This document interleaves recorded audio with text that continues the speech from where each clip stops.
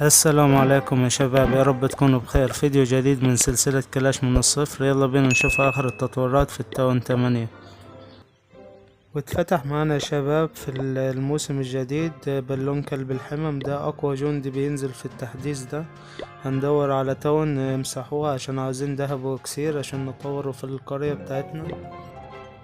ومعنا قرية تاون 9 مليانة بالذهب والاكسير، في مليون اكسير وعندنا 800 دهب. يلا بينا نهجم عليهم ان شاء الله نمسحوهم عشان معانا الجنج الجديد ده قوي فعلا، بيمسح بيه اي تاون قدام.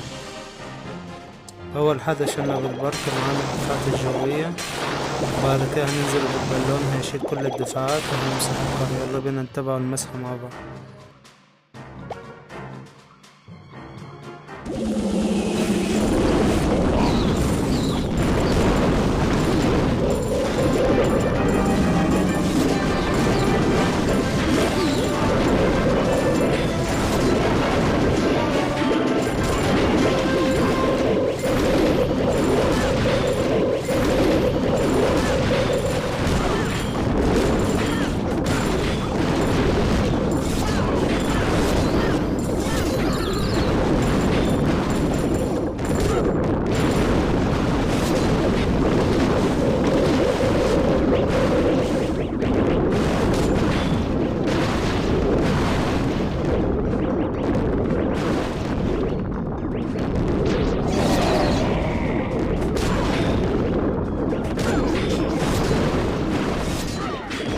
فعلا مسحنا القرية بكل سهولة، جمعنا كل الذهب والاكسير اللي كان فيها.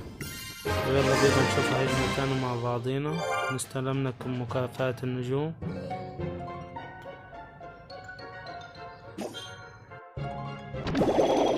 معانا دور 8 اهو فيها ذهب واكسير. يلا بينا نهجم عليها ونحاول نمسحها.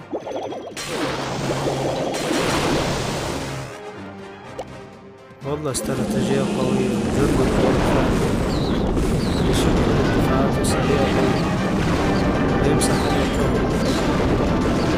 يلا بينا نتابع المسح.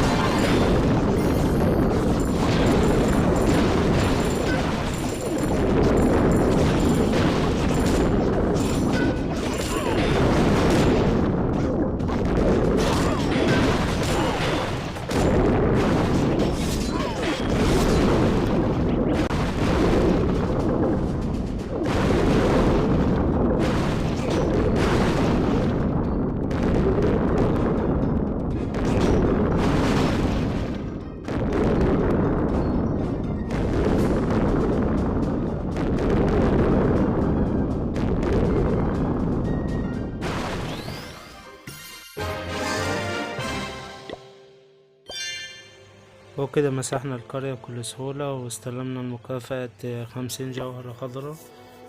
وده تصميم الترقيات بتاعنا. يلا بينا نشوف هنطور ايه مع بعضينا في الفيديو ده، ونشغل الأربع البنايين مع بعض. عندنا هنا السكن عاوزين نطوروه عشان يتفتح معانا البيكا.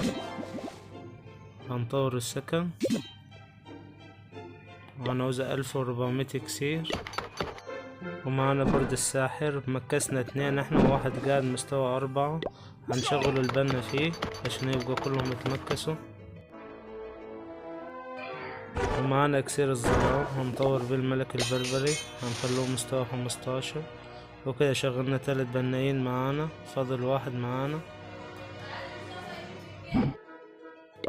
وكده وصلنا لنهاية الفيديو. متنساش تشتركوا في القناة وتعمل لايك، والسلام عليكم ورحمة الله وبركاته.